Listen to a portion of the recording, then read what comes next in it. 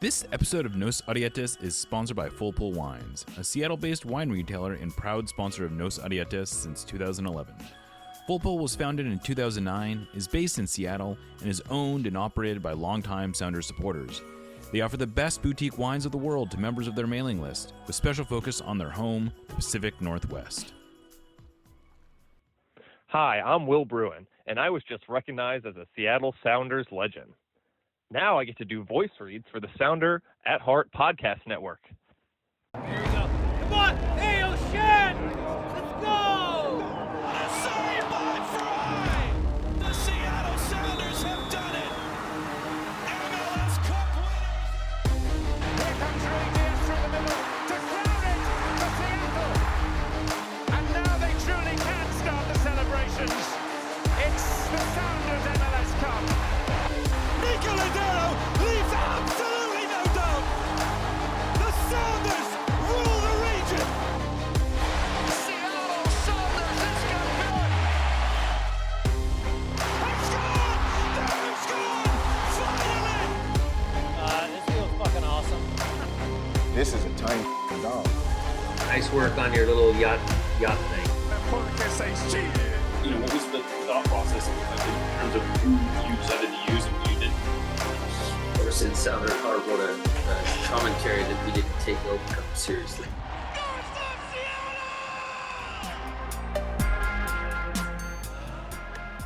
Welcome to another episode of Nos Arietes on the Sounder at Heart Podcast Network, sponsored by Full Pull Wines and our subscribers.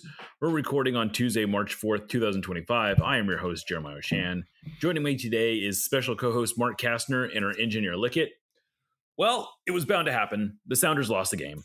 It was perhaps a bit too predictable, though, as they lost at Real Salt Lake, someplace they've never won during Brian Schmitzer's tenure, and in particularly familiar fashion, falling 2-0. It was the 8th time in 9 games that they've been shut out in Utah, and they've now gone 0-7-2 with just 2 goals scored in that time. So knowing all that, Mark, does it change how you felt about this result, or does it impact it in any way? Not really. I think the way that the game ended up being played does make me feel a little frustrated because, I don't think RSL is particularly good this year. Yeah. I think the Sounders are good this year. Anytime you score an own goal of that fashion, it's frustrating in that early in the game. But overall, I think my expectations heading into it were pretty low. Like, I think Lickett pointed out on a social media website that it had been like literally 14 years since a regular season win has happened in 2011. Yeah. 2011, last time they won at RSL. That's a long time ago for those keeping track at home. Yeah, the kids that were born after that have had their bar mitzvah and bat mitzvah, for that matter. Yeah, and just a whole lot of things have happened between now and then. Yeah. But yeah, I think it sucked to watch. It wasn't very fun. I think that afternoon kickoff also sucked, made it suck more. I don't know. But overall, I don't think it's something I'm going to think about for much longer than after recording this podcast. Yeah, I don't know that I will think about it much after this, in part because we have to move on pretty quickly from in all purposes. I mean, the Sounders have another game tomorrow as we're recording this. We're probably going to put this out I don't know, I guess maybe it'll come out tonight, but there's another show and another game tomorrow. So it's like the games just come fast and furious. There's not a lot of time to stew on this, but I'm with you. I will say that I had higher expectations going into this game. I actually convinced myself that they might even be the favorites in this game, partly because RSL looks so bad in the 3 games that they had played before this, part of it because the Sounders had looked really good in the 3 games before this. But when you watch how it unfolded, it ends up being a little predictable. So just to recap, the Sounders looked like they scored a goal in the 5th or 6th minute off of a Jordan Morris header. It looks like it's going into the net, and then Georgie Manungu knocks it across the line. Unfortunately, he's like 6 feet offside. Not even close. I think he would have had to be in the goal to be even more offside. Right. Yeah, he was very far offside, and I watched this replay a lot. I am pretty sure that ball is going in if he doesn't touch it. And in any case, he has to know better than he has to know he's offside. I mean, he's looking down the line, and at no point is he ever onside. Like the RSL never put anyone on the post. They never had anyone deep. They sort of were daring the Sounders to send someone to the far post like they did. And it ended up not being good. And then essentially on the next possession, RSL just sort of looped in a cross, a completely aimless cross. There's nothing to it. There's not really any dangerous runners in the box. It's not hit with any particular pace. It takes a nice bounce, and it looks like it is going to nestle very nicely into Steph Fry's hands. And then Nuhu just cuts in front of him and heads it into the net, and then does the whole "I didn't hear you" thing. But where is he heading that ball? Even let's just say Steph Fry didn't come out for it. What was Nuhu going to do with that? I don't think Nuhu did that on purpose. I don't think he was trying to score an own goal. No, I would think not. However, in that situation, if you were trying to score an own goal, I don't think you would do anything different. I think you would do exactly what he did. Right. Even to the point of like what he did after the play of being like, "Oh, I didn't hear you." Like that such a like a sort of typical excuse in that situation. There was nobody within like 5 yards anywhere. No, like, literally. Diego Luna's like way at the far post. Yeah, Diego Luna's making the opposite. Like he's running away from the ball because it's, oh my God. It was so silly. And it was just like, if Nuhu would have literally just fell over, if if he would have gotten like hurt and fell over, a better outcome would have happened. Not for the player, but obviously like just not like it just would have been like if he would have done nothing, it would have been better than that. Yeah. The other thing I think is so funny about that is if he had done the exact same thing and he had headed it out of bounds, you'd still be frustrated because you'd say, "What are you doing? Fry clearly had that." But at least it was a defensive play. Like he's hitting it. He thinks he's clearing the danger. In the way he did it, he didn't. He doesn't even look like he's trying to clear the danger. I don't know where he's going. He hits it into the middle of the goal. Yeah, he heads it more towards the goal than it would have been otherwise. Like if it would have just hit him, a better outcome would have happened. But the action he took made it so much worse. Yeah. I mean, you can't, and then you just can't. You can't do that. You can't do that. So ridiculous. It is quite ridiculous. And I will say, after I did rewatch the game from beginning to end for some reason because I'm a glutton, and I actually thought the Sounders looked okay. I know the narrative coming out of this game was that they looked sluggish and they just didn't look sharp. And I don't know, they didn't look great, but they essentially controlled the game between the goal that they gave up and the actual goal that they gave up in the 80th minute. So like there was about 70 minutes between those two goals. And I would say the Sounders were the better team for the most part. RSL had some decent looks. The Sounders did not close. There is a weakness in the Sounders defense, and I'd say that it's out on the wings. They don't seem to have quite figured that out. If their press isn't working, they are susceptible on the wings. That's been a problem, but they had dealt with it okay, I thought, in this game. RSL really had one or two chances. The Sounders had a few chances. Obed Vargas came very close to scoring.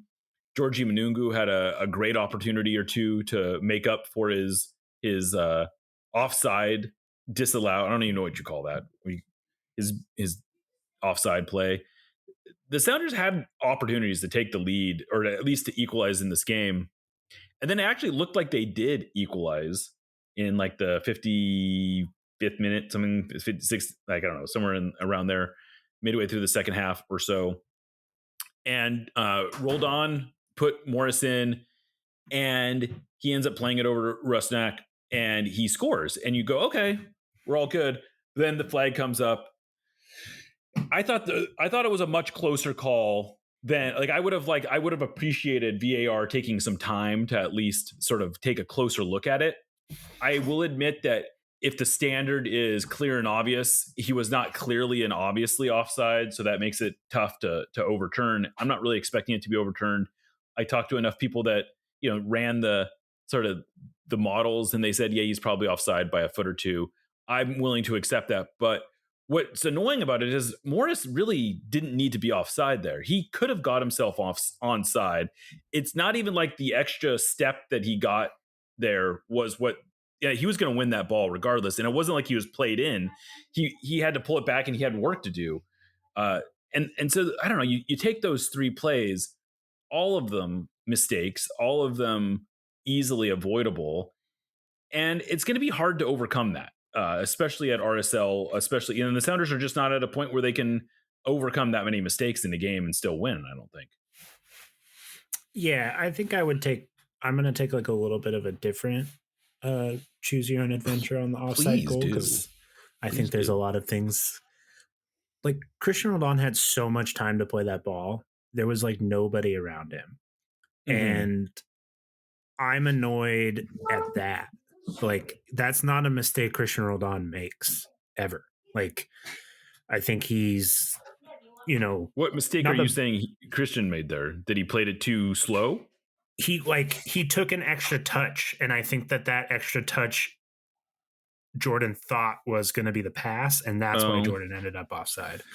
Because there was nobody, maybe. There was like nobody pressuring him. He had all the time in the world to play that ball, and I'm not a professional soccer player, but I think you want to try to hit your forward in stride, and Jordan would have had to kind of hang up there. But there's enough things that went wrong that you get to just kind of decide what your most annoying thing was. Yeah. And I would say in that instance, I'm just you want the player with the ball to play it sooner, or at least I do. But yeah, stay on side. Don't head the ball in when it's already going in. Don't head the ball into your own goal when you don't have to. Good advice. Good advice. I think those are my takeaways from my 3 main takeaways from the game are not do those 3 things. Yeah, all fair. What did you make of the starting lineup? There were, I believe, 8 changes from midweek. Some of them predictable, some of them maybe a little surprising. I would say the biggest surprise to me was Jordan starting a 4th consecutive game, although he only played at half in the previous game. The other surprise, maybe Kalani Kosarienzi getting his first MLS start.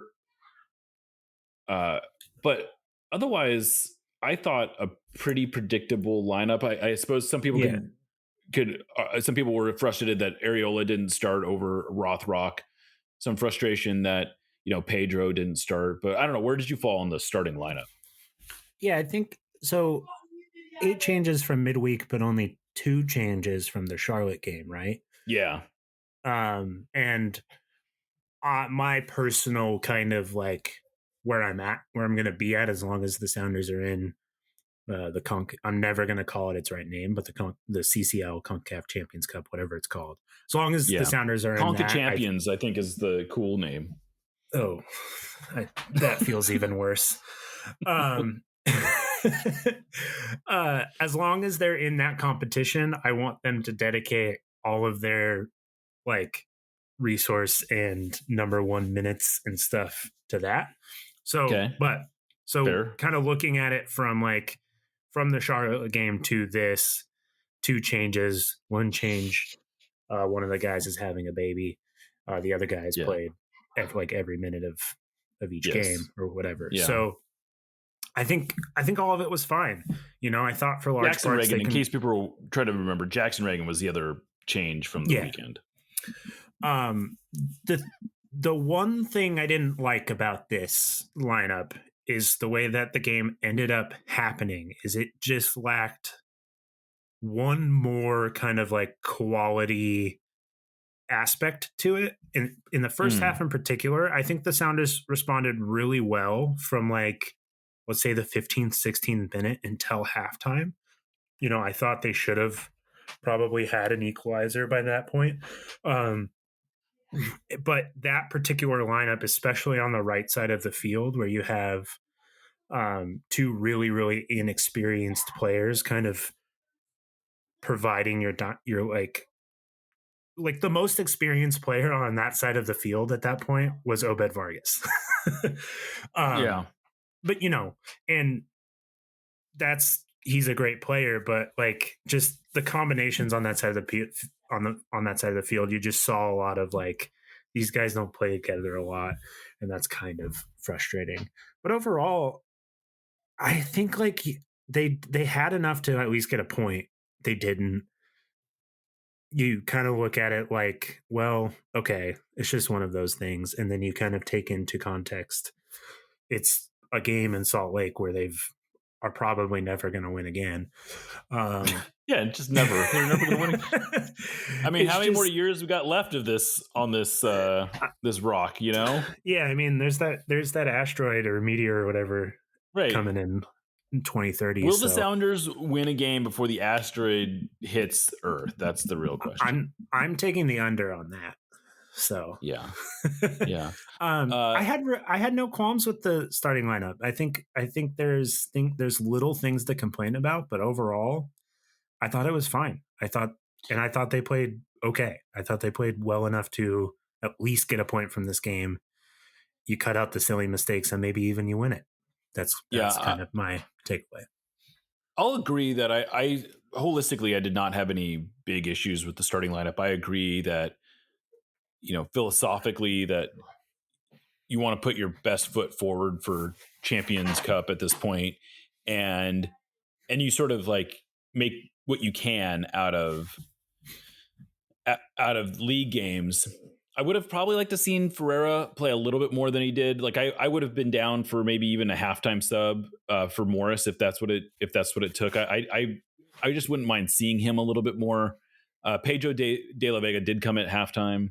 I thought that was a encouraging thing and I thought he looked okay. You know, he brought some energy, didn't have any great plays, but I didn't think he was a problem. If I was to quibble with the lineup, I think what I would have liked to have seen is Stuart Hawkins playing centrally over John Bell. Now, John Bell I didn't think was bad. I thought he was okay. He doesn't strike me as nearly the distributor that Jackson Reagan is. And I thought to the degree that the Sounders could have used something else, it was in the distribution coming from the back. And I think Stuart Hawkins, who has not made his MLS debut yet, but he's a 19-year-old center back. And I guess my thing is I want to see him play. And I don't know when there's going to be a better opportunity for him to play than in a game like this, because, you know, I'm sure he's not going to play against LAFC, which is the next league game. I'm a little skeptical that he would play on the road against St. Louis City, although I don't know, maybe they do roll the dice with that, and maybe they will. I don't know. But I think I would have, all things being equal, I would have rather taken my chance with Hawkins than Bell there. And maybe Bell plays instead of Nuhu and we don't get the own goal. I don't know. That gets a little too deep into the, into the alternate reality situation. But yeah, I think that's the one. I just want to see. I think my concern right now is who is Jackson Reagan's backup. And I don't know that I would have at least liked to have gotten a little closer to an answer on that. Thank you for listening to the Sounder at Heart Podcast Network, which now includes Nos Arietes, Lobbing Scorchers, and the Cooler Guild. We've been independent since August of 2023, but need your support to make sure it continues. Although this podcast is free, it's only made possible by your continued support. Memberships start as low as $25 a year, which not only helps make podcasts like this one happen, but also gets you access to everything we produce. If you're able to support us at higher levels, starting at $75 a year, you gain access to a host of other perks, most notably entry into our members-only Discord, where the smartest, funniest, and most engaged commenters share their thoughts and ideas. To find out more, just visit sounderatheart.com and click the subscribe button in the top right corner. Thanks for listening. It's getting to be that time of year when you need to figure out how to watch Sounders games. If you're an Alliance member, you are getting a free subscription to MLS Season Pass, and you're covered. Similarly, if you're a T-Mobile subscriber, you're also covered. But if you're going to have to pay for one, you may as well give us some of that money. By using the link sounderatheart.com/MLS Season Pass, you'll help support independent media while also getting access to every Sounders game, every other MLS game, MLS 360, and all sorts of other content. Just to make things extra easy, we'll put a link in the show notes too. Thanks. Nos Arietes, admittedly, is not exactly known for our spicy takes, but that doesn't mean we want our food to be mild. Spice up your life with Hastened Ferments. Handcrafted in Georgetown and made with the best local ingredients from across the Pacific Northwest, they specialize in unique small batch fermented hot sauces and vinegars. Hastened Ferments brings bold flavors and natural fermentation together for something truly special. Whether you're a heat seeker or just looking to elevate your cooking, you'll find something you love at haxanferments.com. That's HAXANFERMENTS.com.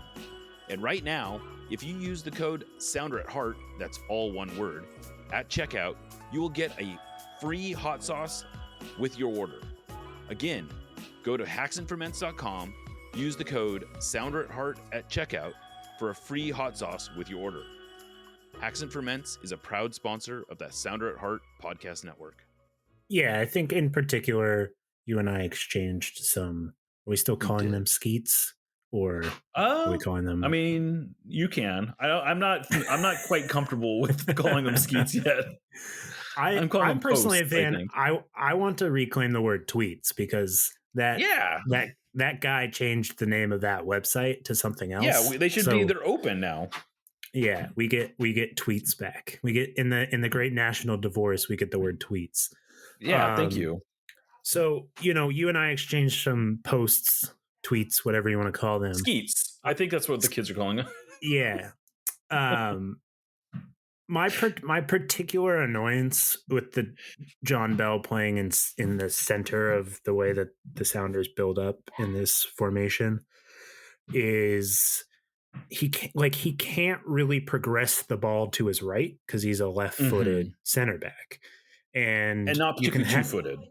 Yeah, and you can have, and he's also just not particularly that great of a passer, so that kind of is a problem in that situation.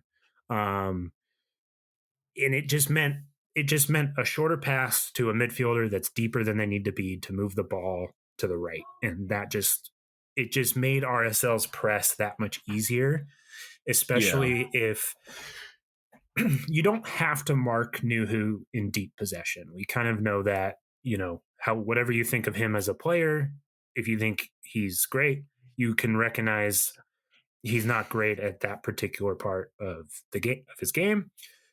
So RSL kind of just either John Bell could give the ball to Nuhu and Nuhu could go dribble it and kind of see where he gets with that, or he would pass it to one of the two midfielders and they would kind of combo and try to get the ball up the field on the right side. And it just made it so much slower and so much easier to press. Not really John Bell's fault. I just don't think you can play John Bell and Nuhu together. And Yamor, by the way. And I think that's the other part of it, right? Is that it wasn't like Yamar's not exactly a great passer either. And so you sort of had three pretty limited passers in your back three.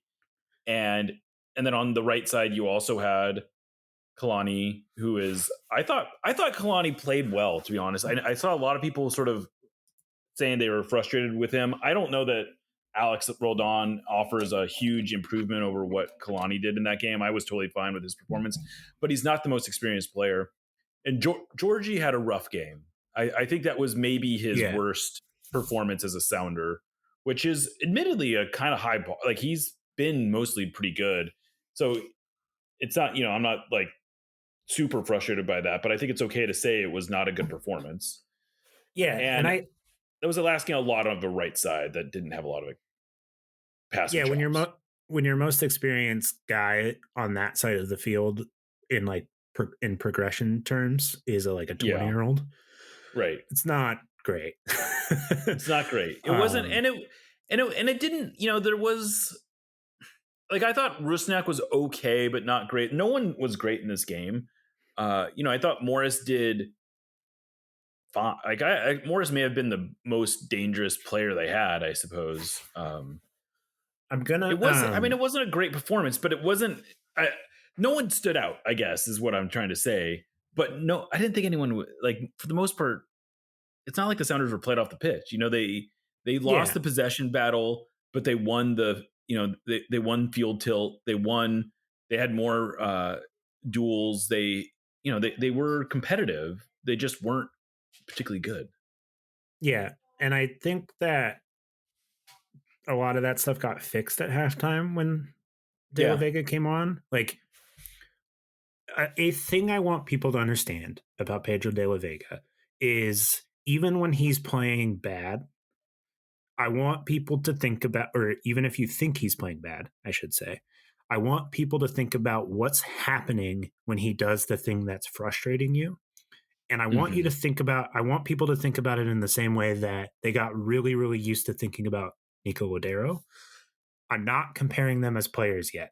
However, when Pedro De La Vega loses the ball, it is after he has either moved the ball 20, 25, 30 yards up the field through his dribbling, or he's received a pass in a dangerous area and he's looking to move the ball forward quickly, or he is kind of the out ball on that side of the field. And even if he loses the ball, the other team is regaining possession 30, 40 yards deeper than they had it just a few seconds ago. So yes, there are things to complain about kind of where we're at early in this season with him. Thank God his fitness issues seem to be kind of behind him, knock on wood. But he's trying things in the same way that Clint Dempsey used to try things. Nico Lodeiro used to lose the ball all of the time trying to do something. And I really do think that that's an aspect of the Sounders buildup that is really, really, they missed last year, obviously, and could be a huge part of their success this year. So I agree with you. He had kind of a whatever game once he came on, but I thought the opportunity for danger in the second half was there because he was able to kind of be that focal point combined with Rusnak, Morris, and whatnot. Where in the first half, while I think the chances were more dangerous in the first half than the second half, that one final piece of the attack was missing, where Rusnak and Morris had to kind of do it all themselves. Yeah. And also in the first half, a little bit, it felt sometimes like they were daring Manungu to beat them a little bit. And, and there was a funny moment in the end of the second half that made me think that maybe Georgie was not 100% fit, where he got beat to a ball by Philip Quinton, who I guess is a reasonably mobile center back, but there's no way I would expect Manungu to be beat on a ball over the top by a 6'3" center back who it does not strike me as a sprinter. And it just felt like there was opportunities for them to get that they didn't get. And I agree with you. I thought Pedro did more to create his own chances. He put in a couple dangerous crosses that needed someone on the end of them, or a run. There was a couple times where I feel like he played a ball in that if Rusnak was a little bit more aggressive in his near post run, he probably gets to. And whatever. Pedro De La Vega was probably one of my least frustrating players. I thought I've been mostly really encouraged by him.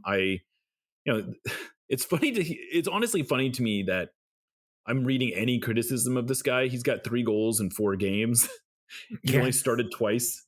I'm not quite sure what people are hoping from him, but he's lost the ball a couple of times, and he has lost the ball a few times. I guess he has. That's true. But even in the Antigua game, he was something like 40 for 44 passing, which is honestly unreal for a player as aggressive as him to have only 4 incomplete passes. But as we sit here 4 games into the season, I think we don't know everything that we want to know about this team. And I think we're going to learn a lot more about them in the next few games. They have Cruz Azul coming up on Wednesday, then they have LAFC on Saturday, and then the return leg against Cruz Azul. We're going to, one way or the other, have a very different feeling about the start of the season. To some degree, it's not going to be won or lost in that time, but we're going to learn a lot more. And just today we found out that Cruz Azul is not going to be bringing a full complement of players. I don't know if you saw this or not. Maybe I'm breaking news to you. But, I saw what you're about to talk about. But. Yeah, so they're 4 leading scorers, as well as one of their starting center backs, and one of their starting defensive midfielders are all going to be missing from this game. It seems like, and I don't know why these players aren't coming. It might be because they are resting them. It might be because they, I don't know. There could, in this day and age, I don't want to discount the possibility that there could be, visa issues or something. But Eric Lira, Nacho Rivera, Rodolfo Rotondi, Charlie Rodriguez, Angel Sepulveda, Giamakis from the Atlanta striker, all those guys apparently aren't making the trip. That's a pretty big opportunity for the Sounders to potentially get off on the right foot in this game, I'd say. Yeah, I agree. I did not realize they had so many. Well, I guess it's just 2, but like MLS connections. I'm learning that for the first time. Omar Campos, who played for LAFC, they have at least 3, if not 4. And Vicente Sanchez, who you may remember from his days with, I think, both the Houston Dynamo and the Colorado Rapids, is their coach. Okay. That's wow. All right. So yeah, they have quite a few MLS connections. It's kind of funny. That's fun, I think. Yeah. Yeah. Mateusz Bogusz is supposedly traveling, so that's another one. A guy that has always played really well against the Sounders, so that makes me nervous. Yeah. That one game a couple years ago where he scored in like the first 30 seconds of the game. Yeah, that was fun. Let's not do that again.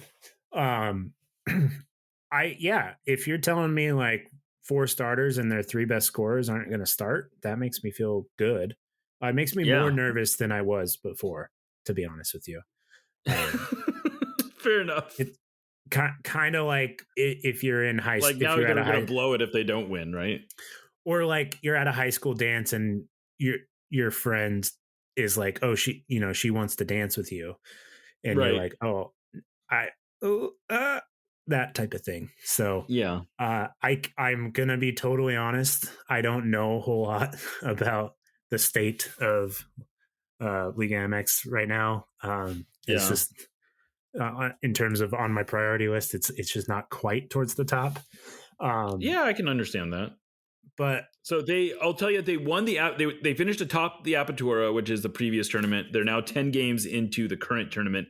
They're 6th, so they're not exactly blowing the doors off. They do have a new coach. They're in 6th, but they're also 1 point out of 3rd, I should say. So they're 5, 2, and 3. It's been an up and down start, I would say, for them. But they're also like the second most valuable team in Liga MX according to Transfer Market, something like a 92 million euro valuation of their roster. Of course, like 4 of their top valued players aren't going to be coming apparently. So that's so you take that.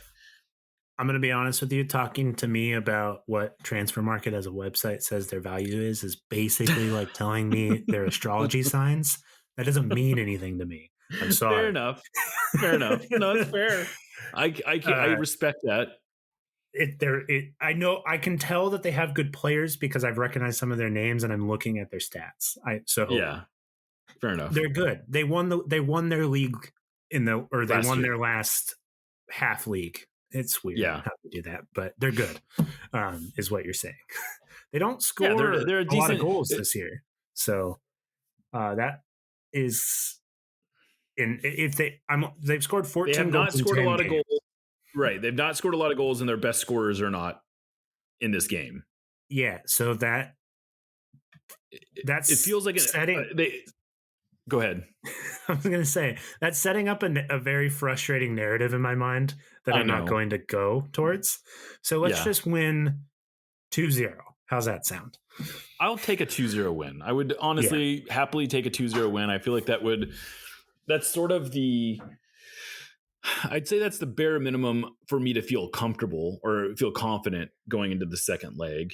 A 1-0 win, I'm not going to look too askance at, but I've also had way too many 1-goal wins in Seattle and then going to the Mexican opponent and then just getting smashed.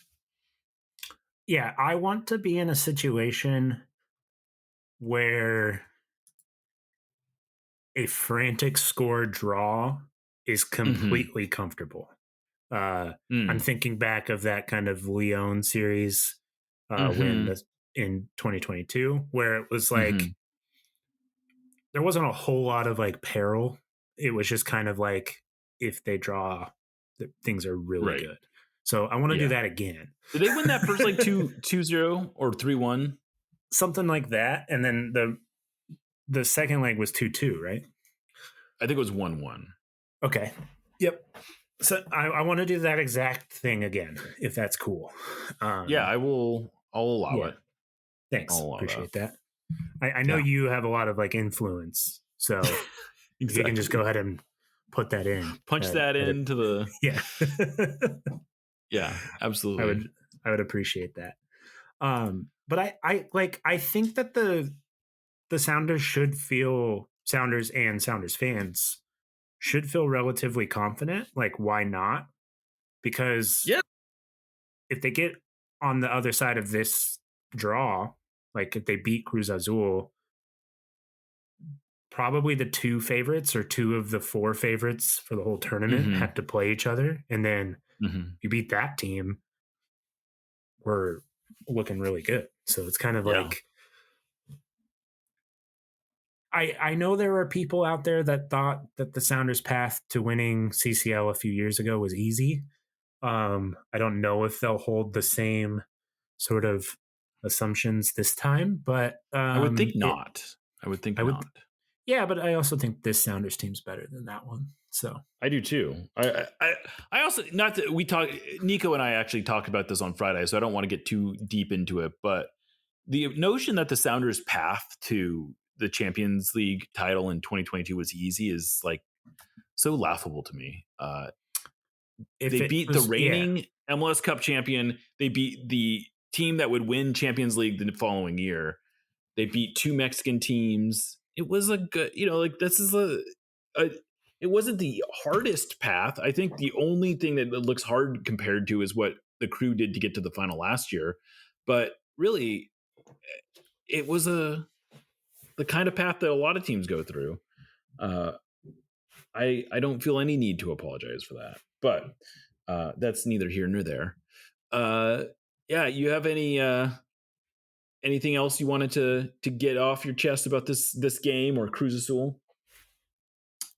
I think it's a cool name. I think a cool name.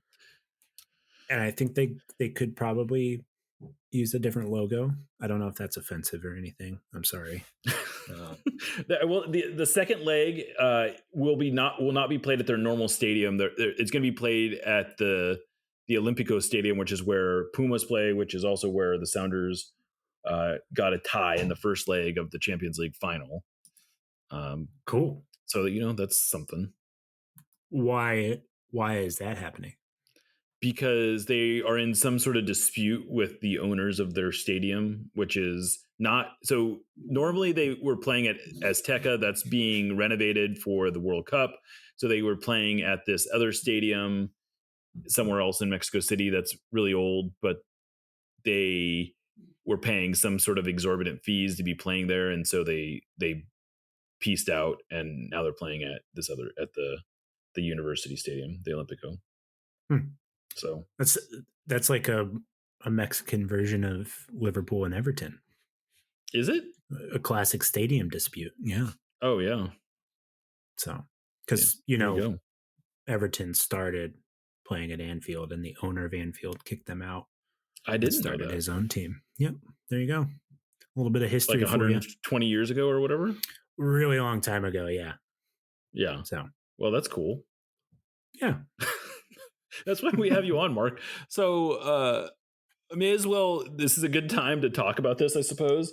Mark is going to be filling in for both Aaron and I periodically this year on No Sadietis. So this was the first chance to get him some run, as they say. I'm just gonna get ahead of that and say I'm sorry that's happening, or you're welcome. Whichever side side you kind of land on when you hear my voice. I'm really excited for you, or I'm really sorry that's happening. Yeah. Well, I'm excited. I'm excited to get to see you more often, talk to you more often, get your takes. I think one of the things that I appreciate about you is your willingness to take a alternate view of some sort of strategic or tactical thing that happens. I think sometimes Aaron and I see the game a lot more similarly, and you are willing to see it a little differently, and I appreciate that. So I'm looking forward to having you do some shows with us, I guess. Yeah. Is what I'm saying. It's because of the head injuries. Yeah. Right. Exactly.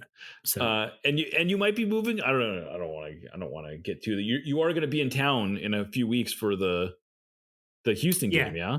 I will be back in Seattle March 22nd. If you're listening to this and you want to see my face, I gotta get see in Mark. touch. Yeah. Yeah. I will. I hope I didn't will out you. Was that something you were hoping to do on the slide? I don't really want that out there yet. But cool. It's fine. I haven't told some people yet. So that's gonna be pretty funny that people are gonna be like, Mark, I talked to you on the regular and you haven't told me you're gonna be in town in 3 weeks. It's one of those things where it's like I only have so much time, I hear you. And it's like if there's probably 30 people at least that I would love to quote have a beer with. But I'm getting to an age now where if I had that many beers, I wouldn't remember getting beers with you. So, and also that sounds like a lot of liquid it in does. general. So it does. We're not 22 anymore, Jeremiah. I'm definitely not 22. I don't know if you've ever been 22. Not since you've known me, that's for sure. Well, it was good talking to you, Mark. Thank you for doing that. So you're on Blue Sky. I am. M. Kastner? It's MKSTNR. Oh, okay. Yeah, that's been my handle for a long time. Okay. So good. Well, I'm glad we have that all figured out. I am Jeremiah Shan. This is No Sadietis. Want to say thank you, of course, to our sponsor, Full Pool Wines. And yeah, you'll never get alone, I guess.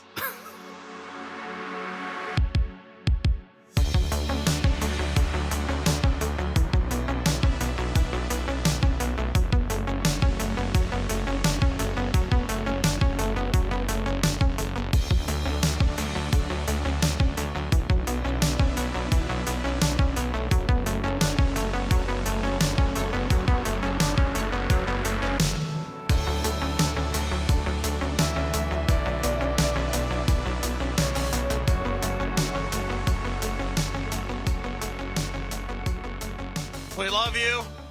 Let's win another one.